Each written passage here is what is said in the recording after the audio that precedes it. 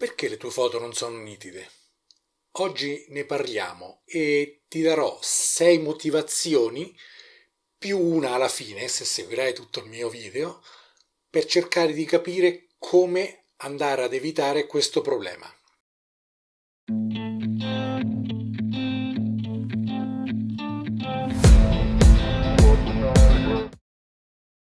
Salve a tutti, sono Alessandro e vi do il bentornati nel mio canale. Oggi, come dicevo, parleremo di nitidezza nelle nostre immagini e vi dirò 6 motivi più uno per cercare di migliorare questo lato della nostra fotografia.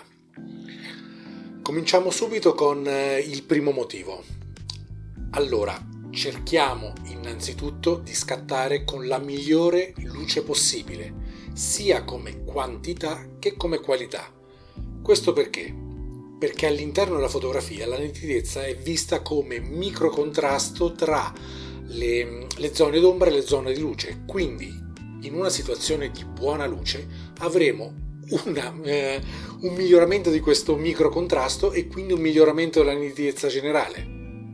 Questo perché? Perché, come dicevo, il microcontrasto su determinate parti del nostro soggetto, che possono essere su un uccello le piume, su un mammifero le pieghe della pelle, e sui bordi del soggetto stesso si vanno a creare questi microcontrasti, magari tra il soggetto stesso e lo sfondo, in una situazione di chiaro scuro magari, o viceversa, dove appunto il microcontrasto sarà più forte, l'immagine risulterà più nitida. Il secondo motivo è: una cattiva luce genererà l'insorgenza di maggiore rumore digitale e, come abbiamo detto in diversi video, più rumore digitale abbiamo all'interno della nostra immagine, meno dettagli saranno visibili sulla nostra immagine. Meno dettagli, meno nitidezza. Come ovviare a questa cosa, a questo motivo, questo problema?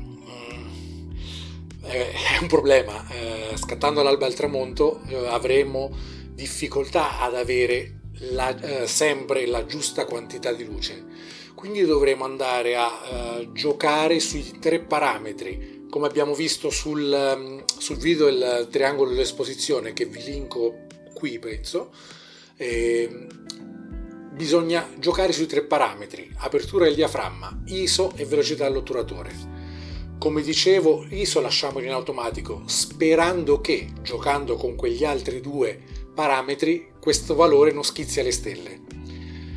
Apertura, massima apertura, per consentire alla massima quantità di luce di entrare, e andiamo a giocare sulla velocità dell'otturatore. Quindi un soggetto statico possiamo rallentare il più possibile il nostro otturatore. Con un soggetto in movimento dobbiamo evitare il micromosso, che sarà un altro dei motivi per cui le nostre immagini non sono nitide. Quindi cerchiamo di capire e di trovare il giusto compromesso per evitare gli alti ISO. L'abbiamo accennato adesso. Il terzo motivo per cui le nostre foto non sono nitide è una velocità dell'otturatore non adeguata con la situazione. Che significa che appunto il nostro soggetto non sarà perfettamente congelato dalla velocità dell'otturatore, ma ci sarà del micromosso che quindi andrà a generare una mancanza di nitidezza. Situazione di buona luce: aumentiamo quanto vogliamo la nostra velocità dell'otturatore. In situazioni problematiche cerchiamo di aiutarci anche con lo stabilizzatore, cerchiamo di pregare lo stabilizzatore di fare il suo lavoro e di venirci incontro. Cerchiamo sempre in quest'ottica di mantenere la velocità dell'otturatore, la regola della velocità dell'otturatore, l'inverso della lunghezza focale, un 500° per un 500 e via discorrendo così. Stiamo attenti quindi alla velocità dell'otturatore. Quarto motivo per cui le nostre foto non sono nitide è una cattiva messa a fuoco. Soggetti statici, messa a fuoco statica, one shot, parlo, il termine è relativo al mondo Canon, quello che io conosco, quindi messa a fuoco direttamente per uno scatto solo. soggetti dinamici ai servo, quindi messa a fuoco continua.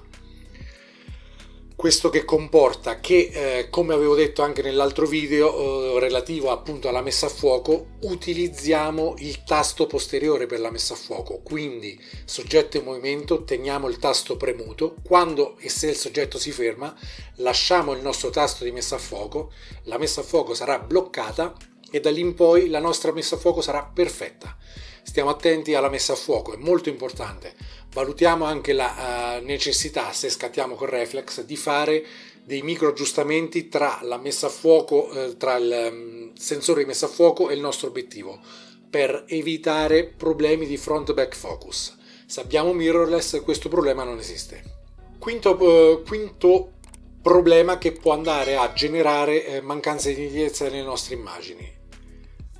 Scattare all'alba e al tramonto va a aiutarci anche in un'altra situazione, nella situazione del evitare l'effetto miraggio, quel riscaldamento dell'aria a livello del terreno, a livello dell'acqua o in determinate situazioni in cui l'aria sembra tremolante e quindi ci va a creare questo cambiamento di stato dell'aria che si muove appunto per passare da una situazione di zona molto calda a una zona più fresca, quindi c'è uno spostamento dell'aria e soprattutto con le lunghe focali viene accentuato. Quindi attenzione, non scattiamo d'estate alle 10 di mattina sopra all'asfalto o sopra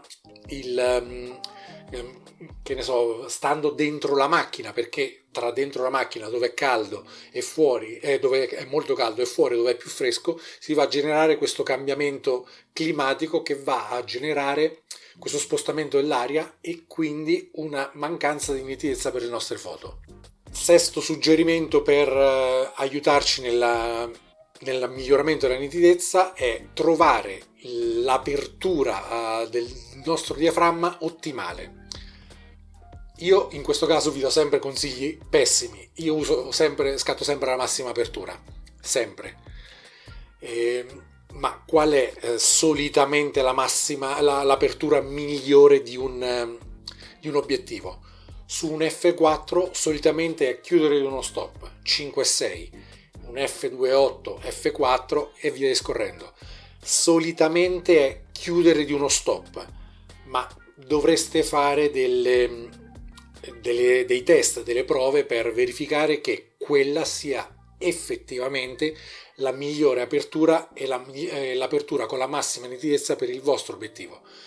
Per quanto possano essere perfetti, costosi e sempre cablati al massimo, cablati forse non è la parola giusta, ma con correzioni delle ottiche perfette, ogni obiettivo è a sé stante, quindi ogni obiettivo avrà la sua situazione ottimale. Cerchiamo di trovarla e le nostre foto miglioreranno.